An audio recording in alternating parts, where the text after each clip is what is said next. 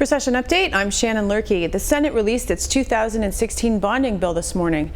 Senators Stumpf, Scalzi, and Majority Leader Bott gathered at a press conference to elaborate. Here's that press conference. So, good morning, everyone. It all started with Lori over here.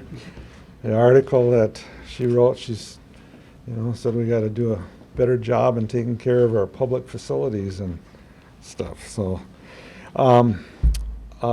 today's the day that we launched our bonding bill, and it's a first step in a process, but we got to get going. We only have 3 weeks left, and we went the route of trying to address a host of needs across the state. But when you look at the division or the breakdown of what it does, it's quite interesting. I don't think I would have thought that it was going to be that way, but it has a high. Have you got that one sheet? I do.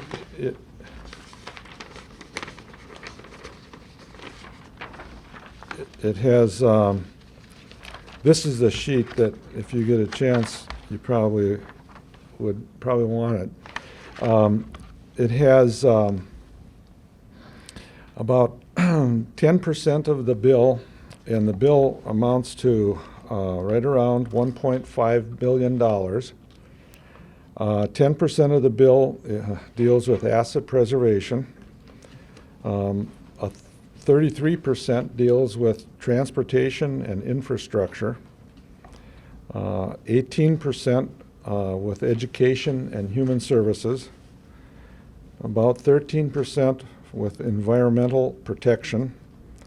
11% for public safety. 9%, a little over 9% for parks, trails, and recreation. 1%, well, 1 1/3% for veterans.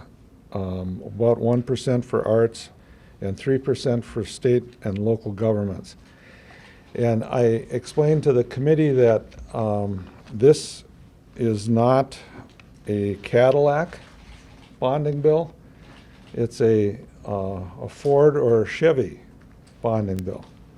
Very basic, and it's one that is needed if we're going to fulfill our responsibility to the public and keeping the assets that they've given us, basically through our election, given us charge to take care of.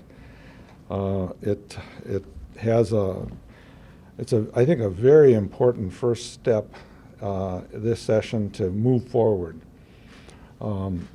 We just have not taken this part of the legislative duties as serious as we should have, and I think this is a real big first step. And I'm glad that our majority leader has joined us, and not only joined us, but as the chair of the Capital Investment Committee has supported the effort to have a bill that has some size to it, can do some good. And I think that that's a very important piece of legislation that I hope we can get passed. So maybe I'll... No, I'm just here for questions. Okay. Well, I would just like to say that there's a lot of jobs in this bill, and these are private jobs. And right now we're trying to provide jobs all over the state. I think that's very important. We're looking at 39,900 jobs all over the state. And as we've traveled the state, we spent 18 days on the bus and touring, and it was so important to have someone like Senator Stumpf with us on that bus because of his long years of involvement in the education system for Minnesota. And we know that in Minnesota, when we don't have mountains, we don't have oceans, but we do have good education. And I think Senator Stumpf was very important on the committee to make sure that we funded education for the future, because that is our future in Minnesota. So I was glad to be part of the effort. Thank you. Any questions that? Senator, this is more than double the amount of the cap that the House has set. How do you think you can reconcile those differences, or do you think that's possible? Oh, I think it's possible. I think we're going to have to be good salespeople on to demonstrate that this is not kind of the cherry on top of the dessert. This is meat and potatoes right from the get-go. And when you look at the transportation component of this bill, it's roughly $360–70 million. That's going to projects like the I-35W Lake Street project in Minneapolis. A huge piece of that is it's the busiest highway in the state, and if you go out, I've been there I think 3 times, standing out on that I-35W, and buses will leave from 36th Street, and the station there is in the middle of the freeway, and if you're standing there waiting, and other people, not just the committee, stand there alongside a 35W, the buses can't get over 3 lanes to pick you up, so they just go right past you. And so I think that if we want to develop a transportation network that can move a lot of people, you have to do those kinds of projects. Another one is up north of here on Rice Street. If you come off of 694 and want to go west on 694 or take 35E and go north, you run into this kind of 4-lane to 2-lane to get under the Rice Street Bridge. I mean, it's not a good way to move people if you have like a funnel. And so those are the kinds of projects. They not only cause accidents, but people get so frustrated when they're driving or going to work or from work. And I think they're key, I think, for our state's economy, and along with a lot of other things that I think are very important in the bill. A little bit more about the connection between the transportation negotiation that's going to be going on in the next 3 weeks and this bill, which has an extraordinary amount of transportation money, at least by my recollection, as compared with previous bonding bills. Well, I think, let me just step back. One of the things that we did, or our staff did, was to go around and ask the members, all of the members, Democrats, Republicans, and independents, whoever they are. We asked them give us your priorities. And we kept after them, and some of them didn't turn them in right away. We kept after them and asked them. So we had this list of priorities, and a lot of them were transportation priorities. For example, down in Rosemont, there's a intersection 52 and 42, and you can Google it. If you use Google Earth, you can pick it up, and you can see exactly how 4 lanes go down to 2 lanes, and you got 2 entrances, one from each side, coming onto those 2 lanes, and it's deadly. I mean, there's been accidents down there.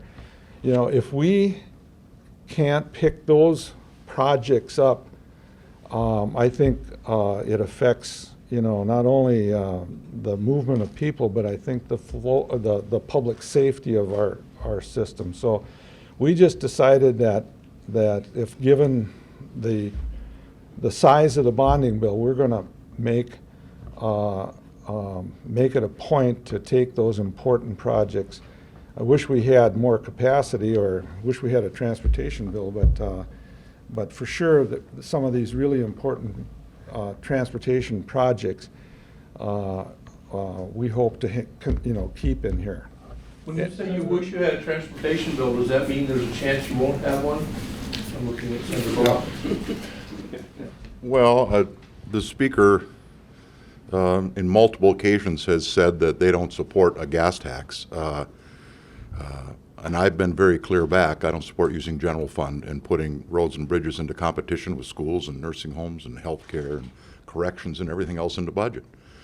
So I don't intend to abandon my position that we need new revenue, and I take him at his word. He doesn't want to do a gas tax. So I think resolving the issue of transportation is very difficult, and maybe this is the best we can do, is to bond for some projects. What about then the timing of this? Because Chair Torkelson in the House says this is dessert, and they need to do transportation and taxes first, and then maybe at the end get to bonding. Well, the tax and transportation bills are in conference. Our supplemental budget bill that we passed last Thursday, I'm not sure why the House didn't appoint conferees on Thursday, but they didn't. So we expect them to appoint conferees today. We will do the same if they don't do it too late in the evening and we have the opportunity to come back and do it. That will put everything that this session is all about in conference except for the bonding bill. Our intent on the bonding bill is to bring it up on the floor on Thursday, unless something unforeseen happens, and get it over to the House. We'd like them to follow suit so that we can get the final piece of the session into conference committee, and then expect that the Speaker and I will start meeting with the Governor about what those four pieces look like, or maybe how they interact with each other, and specifically as it relates to bonding and transportation, there's always, and oftentimes the tax bill, there's always some interaction between those bills. Does bonding have to be linked in global negotiations? It's not related to, it shouldn't have to be, it's not related. You will start transportation taxes, budget issues separately? Sure, absolutely, absolutely. The bonding bill really should stand on its own. There's no reason. And transportation and taxes often get linked because transportation funding is about taxes. I mean, the gas tax or license tabs or motor vehicle sales tax are all tax issues. So it's unnatural for taxes and transportation to be linked, but there really is no linkage to bonding. Are you pessimistic with their target of $600 million and them saying maybe they'll get to it at the end at this point? No, because they haven't passed $600 million. I guess I'd be concerned if we were going into conference lining up a side-by-side against a $600 million bill. But I would be surprised if they can get the votes to pass 600. So I think the Speaker's going to get to a point where if he wants to get to conference with the Senate, he's got to get a bill passed. Otherwise, the only thing on the side-by-side is going to be the Senate provisions against nothing on the House side. So if they want to bring anything into consideration in this bonding bill, they're going to have to bring it to conference if it's something the Senate doesn't already have. So I don't think we're lining up 1.4 plus some cash against 600 because they haven't passed 600. We're going to line up against something, but I don't know what that number is going to be. The Speaker's going to have to reach out to the minority leader in the House and figure out what kind of number can the House settle on to get themselves to conference with the Senate. So, Mr. Leader, you think that the alternative being no bonding bill, that they will come up? They'll come up on their number, the House? Well, I don't know. Is there 81 votes for 600 million over there? I doubt it. I just based on what I read in the press that the minority leader said, it didn't seem like there were. But if there are, then they should put their 600 on a sheet of paper and get it to conference, and we'll be happy to line it up with our bill. Senator Stumpf, last week a group of DFL senators said that they would withhold support for a bonding bill if there was no money for the Southwest Light Rail Transit project in the final package, whether in the bonding bill or any other legislation. How does that complicate negotiations on the bonding bill? Well, I'm not concerned about it. There's two votes on a bonding bill. One is going into conference, and then one is coming back. The Senate has already passed a transportation package that adequately funds the Southwest Rail as part of our transit sales tax provision. So I'm of the position we've already passed Southwest Rail, and it's sitting in our Transportation Conference Committee. Even though House Republicans oppose the project? All I can do is speak for the Senate, and we've already passed it.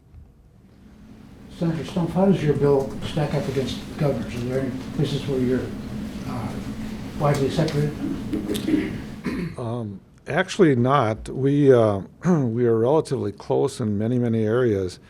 The governor had two areas where I would say it would be a little light, and one of them was in transportation, and the other one is in local projects. And as you know, to get the required votes plus a nice cushion, you have to put some projects in members' districts. And we had no problem trying to find good projects in members' districts, so that's what we did. So those, apart from that, the bills are very, very similar. Senator, you had a really interesting breakdown, I think, of where the different areas are. Did it just happen that way? Did you go in there figuring out that you're going to put so much in asset preservation, so much in education, and also is this spread out around, what is it spread around the state? It totally happened accidentally because of a new program that we have and a very good fiscal analyst who, after we got pretty well things put together, he was able to just take the division of all these projects and separate them out. And it turned out that it was quite interesting that where the money went in what categories and stuff. And so I think it's a reflection, like I mentioned earlier, it's a reflection of the requests that we got, not only from members, but also when we went out and toured projects. We had two areas that really stood out. One was the water issues. So many communities have problems with either clean water or wastewater. And the other area was in transportation. And so I think it's a close reflection of what's going on out in the public. That naturally bubbled up those two? Yes. What about geographic distribution? That we have, I think, a good distribution as well. We use some programs like in transportation, you know, obviously down here, a lot of the transportation projects tend to be quite large, but we also balanced it out with local roads and local bridges, that program. And those tend to kind of go out across the state. So those can kind of balance out and make for a pretty good distribution of dollars going out across the state. You don't have figures, looking at the map, looks to me like maybe you have more Twin Cities projects than funding bills often do. Yeah, this is a new attempt to try to make an interactive map. So we didn't have time in the presentation this morning, but the way this works, I should actually have a staff. Is it working? Yeah, what do you want to look at? Oh, just pick out a That project. one up in the northwestern part of the state. Just that one. In the center, Stumpf. Roseau, there's Roseau County. So you tap on a dot, and it'll tell you about the project. Or can you have okay, I don't actually, this is the first time I've seen it work. But I think the shortcoming of this is that there's way more projects across the state than there are dots. And this gives you a kind of a sense or an idea of the scattering of projects. Senator, how are you calculating jobs and over what period of time? Well, I'm not an expert on the jobs over what period of time, but as you know, the bonding bill is rolled out every 2 years, and then if the funds aren't used up within, I believe it's a 6-year time period, then we cancel those funds and we use that money for something else. So it's not like we just leave money out there for people to think about and maybe do over time. They have to do the jobs, and the ones that we put into the bonding bill are ones that are ready to go. If somebody's not quite ready to go, then we will not put them in the bonding bill, and that happens quite often. I did want to say something, though, about the idea that this is dessert. and I mentioned it in the committee, this to me is like the mortgage on your home and your home improvement loans. Dessert would be things that you might use a credit card for. I think this is what we do to preserve the state's activities into the future, and not only the activities, but this is our what we leave to the future generations. And we just can't leave them buildings that aren't functioning or roads that aren't working, and things change. So as we look at a bonding bill every 2 years, we're reacting to sometimes changes that have happened in what companies have requested us to do. For instance, in my district, I have Land O'Lakes. They're crying for some help on the highway system because they have terrible time getting their people to work. So we're looking at the future of the state and the companies that provide the jobs. And we certainly then, in our limited responsibility, are providing jobs, doing these construction and in infrastructure projects for the whole state. Senator Bach, I think it was Senator Stumpf who gave the percentages of each of the sections of the pie there. But specifically the transportation. From your standpoint, as you go into negotiations, trying to get a bonding bill and maybe a transportation bill, how firm is that transportation number? Does that have to sit kind of at the same percentage as all the others when there's finally a bill that's passed by both out of conference committee, that comes out of conference committee? Well, I think if a bill emerges from the transportation conference committee, it'll take some of the pressure off in the bonding bill. But right now, that seems very, very problematic. So we wanted to make sure, kind of anticipating the House's reluctance to look at new revenue, that we had some transportation projects in play in the bonding area, considering where we're currently stalemated in the transportation conference committee. So is your attitude, I don't put words in your mouth, far from that, but is your attitude that if they don't want to move, that is the House doesn't want to move on a transportation package with revenue or whatever, that you're going to say to these guys, this is the number you gotta hit out of the bonding bill? Well, I think they've said that their $600 million is heavily weighted towards transportation. I've read or heard that over the last several weeks, so I would expect that they'd probably like that transportation number. Senator Bach, could you tell us about how your meeting went with the governor? I believe you met with him this morning. Went good. We talked about the fishing opener. Session? About that? A little bit, but mostly just kind of connected. He was wondering how our bonding bill was coming along and kind of gave him a little outline of what was included in there.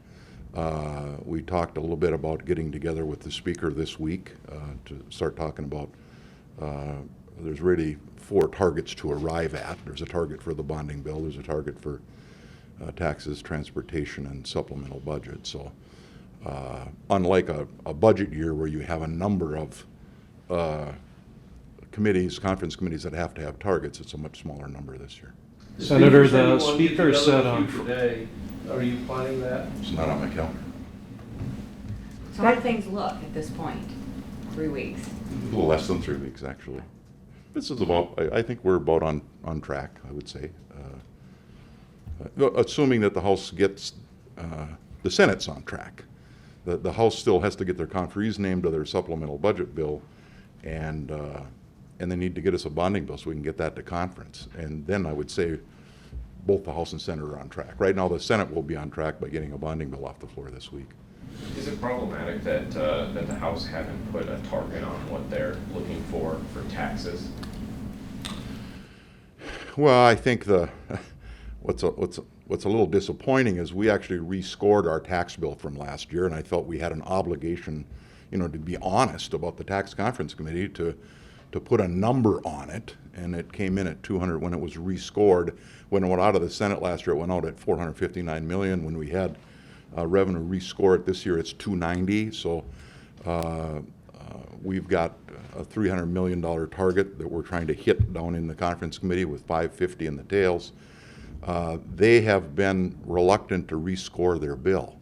And I don't know how we're going to get the tax conference committee really going if the Senate has all of our provisions on the conference committee side by side scored with new numbers, and they still have the old numbers, which are about $2.2 billion. They need to get their bill rescored. I've asked the speaker to do that. They haven't done it yet. I suspect it probably scores more than the surplus. I imagine that's probably why they don't want to do it, because if they did it, they would have no money for anything else, nothing. But it's going to be very difficult to get that tax conference committee going until we find out what their side of the spreadsheet looks like. And we're still waiting for that. I've made multiple requests to the speaker to get it rescored. Anything else on bonding? I have one question about that. This addresses aging infrastructure. In your tour and in what you've looked at, how far does this go to addressing that? How big is the crisis? How much is out there that really needs to be tackled? Well, the governor has mentioned several times about the transportation end of it, you know, that I think he said he'd like to have $600 million new dollars each year for the next 10 years. And I think that's what the Commissioner Zelli mentioned to me when I met with him. On the other side of it,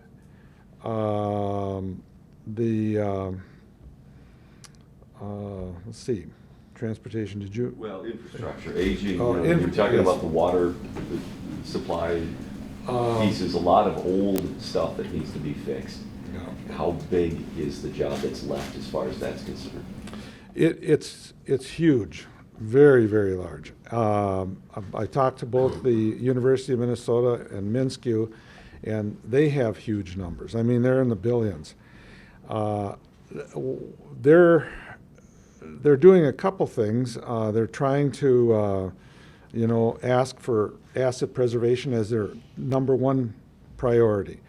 That alone won't do it. So, like in the case of Minskew, now some of the requests are coming in to literally take down some of the buildings, and so they can get them off of the asset preservation request list. And the need also is to try to change the dynamics of the facility so it more closely addresses how teaching is occurring right now and how learning is occurring. And that stood out very clearly in one of the campuses that we visited, Anoka Community College, or Anoka Ramsey Community College. They have a facility that's probably, 30 years old or older, and a very strong nursing program, healthcare science program. But now they're using simulators, and the rooms are small, and they're very poorly lit. There's hardly any windows in them. So it's just not fitting. So that's occurring too. So there's a big need out there. Request-wise, we are at about, before today, $5.3 billion in requests from legislators that they want, some action on. Now, so this doesn't address, maybe a fourth of that. So it's a big need. What would happen if no bonding bill passes this year? Are there some projects that are so critical that they have to be done in the next year? Or can everything just wait another year? Well, take, for example, the Science Museum down there. The Science Museum needs,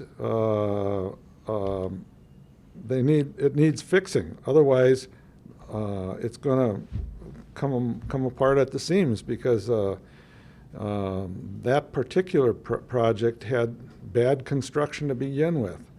Unfortunately, the contractor didn't fix it, went out of business.